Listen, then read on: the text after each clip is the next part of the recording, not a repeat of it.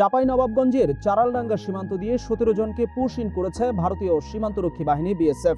পরে অবৈধ অনুপ্রবেশের অভিযোগে তাদের আটক করেছে বর্ডার গার্ড বাংলাদেশ বিজিবি। আটককৃতদের মধ্যে 8 জন পুরুষ, 5 জন নারী ও 4 জন শিশু রয়েছে। বুধবার ভোর 6টার দিকে গোমস্তাপুর উপজেলার চারালডাঙ্গা সীমান্তের 219/29 আর নম্বর সীমান্ত পিলারের কাছ দিয়ে তাদের বাংলাদেশে প্রবেশ করানো হয়।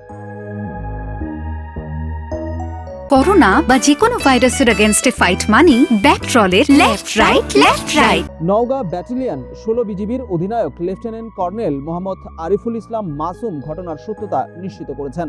তিনি জানান, বুধবার সকাল 6টার দিকে চারালডাঙ্গা বিওপির একটি টহল দল সীমান্ত পিলার 219/29 আর থেকে আনুমানিক 3 কিলোমিটার বাংলাদেশের অভ্যন্তরে শিবনগর বাজার এলাকায় অভিযান চালিয়ে ওই 17 জনকে আটক করে। প্রাথমিক জিজ্ঞাসাবাদে আটককৃতরা জানান, তারা সবাই বাংলাদেশের খুলনা ও যশোর জেলার বাসিন্দা। তারা গত 5 থেকে 6 বছর ধরে ভারতের আগ্রা জেলায় বসবাস করছিলেন। এক পর্যায়ে ভারতীয় পুলিশ তাদের আটক করে আগ্রা জেলা কারাগারে পাঠায়। সেখানে প্রায় 3 বছর কারাভোগের পর সম্প্রতি তারা মুক্তি পান। কারামুক্তির পর ভারতীয় পুলিশ তাদেরকে বিএসএফের কাছে হস্তান্তর করে।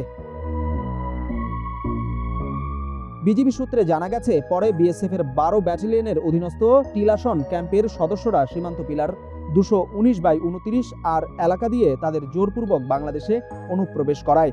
এই ঘটনার পর বিজিবি তাদের আটক করে প্রয়োজনীয় আইনগত ব্যবস্থা গ্রহণের জন্য গোমস্তাপুর থানায় হস্তান্তর করে। এ বিষয়ে গোমস্তাপুর থানার ভারপ্রাপ্ত কর্মকর্তা ওসি আব্দুল বারিক বলেন, আটককৃতদের নাম পরিচয় যাচাই ও শনাক্তের কার্যক্রম চলমান রয়েছে। যাচাই বাছাই শেষে আইন অনুযায়ী পরবর্তী ব্যবস্থা নেওয়া হবে।